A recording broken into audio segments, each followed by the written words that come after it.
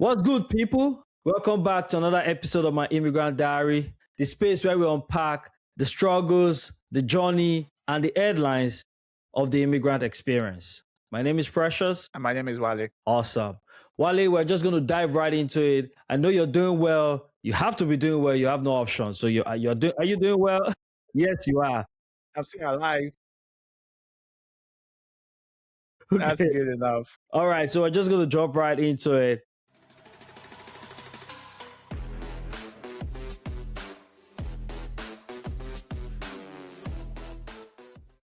If you enter the United States without inspection, well, there are only 4 ways to become legal and get your papers straight. 1, apply for asylum. Now, while the Trump administration is not really approving that right now, it's one way. 2, apply for the U visa. But that's after you have become a victim of a crime or you are a witness of a crime working with the authorities. A violent crime. Thank you, Wally. A violent crime. I don't know if I want to recommend that. Get married to someone who is in the military or someone who was formerly in the military. But the thing is, I don't know how you're going to find someone in the military who's looking for a spouse right now. And the 4th one is being married to a U.S. citizen. While this part is not straightforward, if you happen to be a victim of violence from your spouse, your U.S. citizen spouse, then you might be able to file and get your green card. But then you have to first marry for love, right? So those are just the 4 ways to become legal if you enter the US without inspection. There is an additional way, though. I think we already talked about it in a different video, which is basically you have to join the military. It's not, again, it's also not as straightforward, but definitely something. It's not as straightforward, Wally. That part is not as straightforward. Yeah, I hear you officially, yes, but join the military. We made a video on that. Go check our videos. You'll find that video on that. Okay. Now, moving on. This story is unscripted. There's nowhere you will find it in a movie script. In Canada, a Scottish-born midwife from the UK is facing deportation from Canada simply because she did not submit her English proficiency report. So an English woman has been asked to leave Canada because she cannot prove she can speak English. What? So she's a native speaker. So I'm not sure. Did she pass at all? No, but honestly, Wally, it is interesting to say it like that. But the story that came out later is the fact that first of all, she was made to write English proficiency test, right? I didn't know that. I didn't know that native English speakers are being required to write English proficiency test in Canada. Yes, I also did not know that. But it's also very interesting that she's made to do that while she's still a practicing midwife. So she's already a professional at what she does. Yeah. But now she has to. So this is where what I don't understand, Wally. She has been accepted in Canada, right? For the fact that she's a professional who is Scottish, who is from the UK, who has practiced in the UK for several years. And the reason she moved to Canada was because she lost her husband and she wanted a new start. So with all of that, her certification from trainings definitely is in English. She could never have gone to school, graduated from Scotland without English proficiency. So being made to write English proficiency test threw me off first. Then the story is that when she filled the form, there was no place for her to attach the report or the test result, the English proficiency test result. And the story is that, the Canadian authorities, canceled her work visa, so she has to leave Canada. It also says in the article that she has actually been practicing in Canada. So she already has experience in a country. Now it's just for her to renew her work permit, which is interesting. I guess it all depends on the category or the way the category. So, and this is a lesson for those of us who, especially if your documents are something that you should be renewing regularly, you need to understand the law, what changed, what are the new requirements, how can you make sure if there is an additional requirement to what you already have, how can you make sure that you are able to get that sorted out as soon as possible, much more sooner. Unfortunately, in her case, she claims that like she couldn't submit it. So something might have happened while maybe she's using the wrong thing to submit the application. Maybe she didn't get enough score on a proficiency test. Even the system could not accept it. There might be a restriction on the system that if you don't have enough score, that you won't be able to submit it. There might be some information somewhere that you need to be aware of. So in her case, I'm sure that something went wrong somewhere. If it was a midwife that was coming from a place like Nigeria, where our first language or native language is not English, I will understand. But in this case, it's just like, how is this happening? Yeah, well, yeah, that's why it's funny if you think about it. Although ultimately the conclusion is that it was a glitch in the system. End of story, right? Glitch in the system. Is it? So that's the thing. I think just to deflect a bit, Wale, do you know one of the shocking thing that I found out is native English speakers who cannot read. Yeah.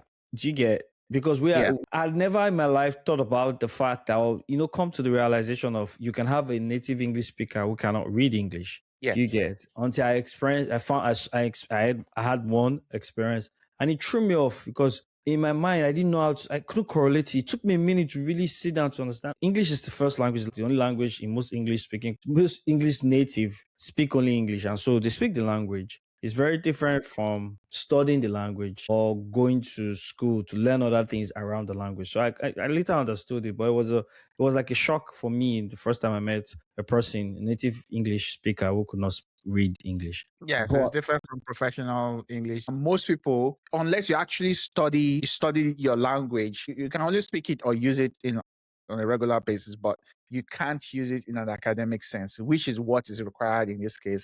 That if you are actually practicing in this profession, then your academic proficiency in English is expected to be high. In Canada, at least, which is very interesting. Again, I'm still not sure why that requirement was there, but it is what it is. All right, Wally, I think that makes sense. Moving on. If you want to move permanently to the US, you're most likely looking at the immigrant visa category. Now, under the immigrant visa category, there is a whole spectrum of visas. We're going to talk briefly about almost all of them. Wally, I'm going to start with the family-based visa. Under the family-based visa, we have two types, the immediate family and the family preference. Under the immediate family, which is an unlimited visa, you have the IR1. Which is for spouses married for at least 2 years. IR2. And married children are under 21. CR. For spouses married under 2 years. CR. For unmarried children under 21. Okay. Under the family preference, which is limited and has a long wait list right now, F1. For unmarried sons or daughters that are over 21 years. F2A and F2B. For spouses and unmarried children of green card holders. F3. For married sons and daughters of U.S. citizens. Siblings of U.S. citizens. Okay. Employment-based, EB. For extraordinary ability. The geniuses, correct? Yes. EB. For professionals with advanced degrees. EB. For skilled workers. EB. For religious workers and special immigrant juveniles. EB. For investors of at least $800,000 in the United States. And finally, the diversity lottery. It's the famous green card lottery for countries with low immigration to the U.S. All right. So that's all we have for you under the immigrant visa spectrum.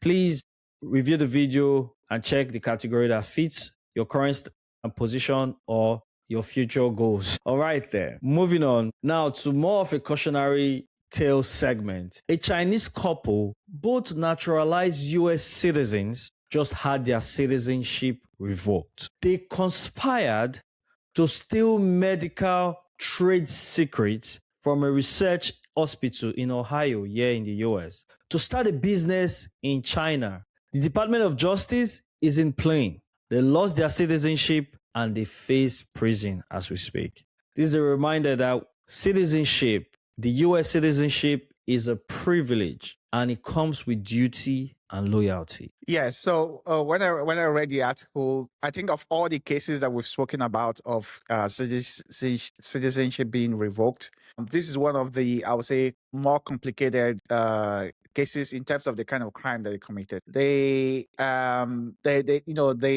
work in the medical industry. They have the skills. They have the um, business acumen also to start their own businesses, and they were doing quite well. For me, I don't understand why they will go through the step of now selling trade secrets to China, unless, of course, unless they are spies. That's the only explanation that I can think of. But if you have gotten to the stage where you have been very, very successful, how do you now go? How do you get to the point that, apart from being a spy, I'm trying to think about any other logical reason which I don't have. How do you go from there to now say, okay, fine. I made a lot of money being American, enjoying American privilege. Now the next step for me is to go and sell trade secrets to China. It doesn't make sense to me. Doesn't make any sense, Wally. I just think crime is, people get caught up in the success of crime. I think that's what this is, because it's crime, because for the most part it's like a shortcut to what you would have put in time and effort and work, or is also a shortcut to get to a goal that you probably would never have achieved, or not just you, but the person would probably never have achieved. And so they still cheat, and people even murder, because this is But they serious. already have wealth. That's what I'm thinking. That's the thing, because so I mean, I don't know what it is to be wealthy, because I've never been wealthy in our daily lives. You see how greed can be very destructive, and so that, for me, that's what it is. You just greed, because if they're wealthy, what are they trying to steal trade secret to go set up a firm in China? That's just over too much, but what's too much? Too much is from the standpoint of your conversation of what you're seeing. So what is too much to me is not too much to the next man. What is too much to That's true. do you get what I'm saying? So it just depends on where you are in life. And so, hey, they are going to face the route. But that's one part. Speaking of crime, let's go international, right? An Italian arms dealer, Manfred Gruber, just pleaded guilty in Brooklyn, New York, for illegally funneling American-made ammunition to Russia for the war in Ukraine. America is not playing, Wally. America is not playing. And that's why this guy has faced the wrath of the DOJ. Wow, there are crimes and there are crimes. They are just different level of. But Wally, this Italian is not an immigrant. The guy True. is the green. Let me explain.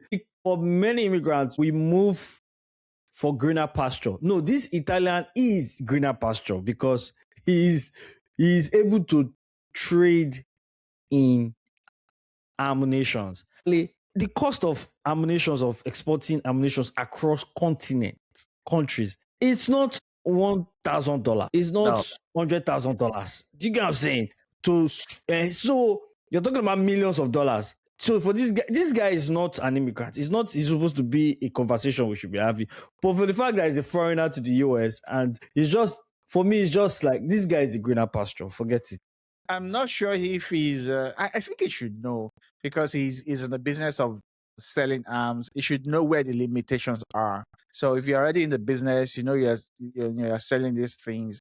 I think when I read the article, it says that he sold it to a company based in Kyrgyzstan. I think that's how you say it. Yeah. Yep. Kyrgyzstan, which is very close to Russia, and from there the ammunition were shipped to Russia and they used against Ukraine. I have a couple of friends in the U.S. military. The U.S. military will not even tolerate their servicemen traveling to any country close to Russia. That's how sensitive the U.S. military is. Again, I'm pretty sure it's the same thing for the Russian military or the Chinese military. If you're in a position of power, you can't freely just move about. That you have to be an official visit or something like that. Yes. So you can't say you're going on vacation somewhere around Russia, because they know that Russia will try to take advantage of that situation and use that person against the U.S. military. Not now talk of things like ammunitions and produced by the United States that is an embargo, clear embargo on it to prevent it from getting from exporting to Russia. Now you create like this company as sort of as an intermediary to get to sort of skip the rules and get the weapons to Russia. So for me, it's crazy that people are doing this for me, and it just goes to show that like there is a lot of large scale criminal empire that is going on in the world that we are not even aware of. If the FBI did not announce it, or the or Homeland Security did not announce it, we would never know. And this is something that can create serious problems, not just even for the Ukrainians. You might never know where the weapons will end up, and then used against American citizens. Finally, during the week, a major news hit the tech community that Oracle has laid off over 30,000 employees. Yeah, this is so sad. Wale, that is huge. That is a huge number, and largely because of AI. AI. So the reality is that a huge chunk of these numbers are not just within the US, Wale. This is a global layoff. So Oracle is a global organization. In India, for example, I think India experienced the biggest chunk from country to countries because Oracle has a lot of employees in India working in the development of Oracle products. So right now, there are a lot of people who are in India who have lost their job. But if we bring it back home in Nigeria, there are a lot of people who are under the one of the visa categories we earlier mentioned in this video, who are now really scrambling to find a way to stay and remain in the US because with their job gone, they have about 30 days, if I'm not wrong, Wally, or 90. I'm not sure for EB. For depending on the one visa or category, two. depending on the visa Yeah. category, actually, Yeah. depending on the visa category, you can have from 30 to 90 days to either find a new sponsor or probably leave the US. This is reality. Immigrants are being hit and by this layoff, and people are really scrambling to find sponsorship or to return back to their motherland. Yes, this is also personal for me because I do know someone who also got laid off from Oracle, but not in this round. He actually got laid off sometime last year, I think. The earlier rounds, okay, the quieter Yeah, round. yeah, yes. So this is something that has been coming. A lot of tech workers don't, because they are working in tech, like you don't think about the possibility of you being laid off because your job is so important. This is something that also some CEOs, some leaders have been warning people off, that AI is actually reducing the workforce. So in the sides with companies like Amazon, ideally for the amount of employees that they're supposed to be hiring, they are no longer hiring that. That's not a good sign. So the next step that's now coming, obviously with Oracle leading the way, is now they're going to start doing massive layoffs for a lot of people. Because right now, a lot of the job, I can do most of the jobs that people are doing. One person can do the job of two or three other people now because the productivity is much higher. Unfortunately, the productivity is higher, but there isn't enough demand to meet that supply of productivity. So if the demand is not there, that means that the price that Oracle can charge is going to reduce, which means that they can produce more things, but they don't want to sell it cheap. True. But if the demand is not there, that means they have more capability to produce things, but they can't sell what they are producing. So they have to lay off people. That's the only solution. They do have to lay off people so that they can balance their productivity with the demand that they have in the market. Is one of the biggest challenges of AI. AI is bringing huge productivity, especially in the software world. But how do you now balance that with the demand that you're getting from your current customers and also from potential new customers? So it's an economic thing, it's a business thing. But as an employee, also especially as an immigrant, you should always be prepared for things like this. Always look for ways how you can start something on the side. A great example is our YouTube channel. We have a goal of what we want to do with it, and we are working towards that thing. And for you, you could start maybe a consultancy business, anything that you know that you'll be able to that will help you stand on your own 2 feet. So this is something that I encourage you to do. Hopefully, when you're able to stand on your own 2 feet and you're able to, then you'll be able to apply for something like an EB1 visa without depending on a company like your previous company, like a company like Oracle. So yeah, so it's definitely sad, but I really hope that all those that are affected, they are able to get back on their feet. All right, Wally, that's a very good one. That's all we have at this time. Whether you are on the immigrant journey, whether you are dealing with visa approvals, delay, or the like, or maybe you're stressed out with layoff or the stories of layoff, please stay informed and stay with us as we give you updates every week. Yes, please like, share, subscribe. All right, See you in the then. next. See you in the next one. Bye now.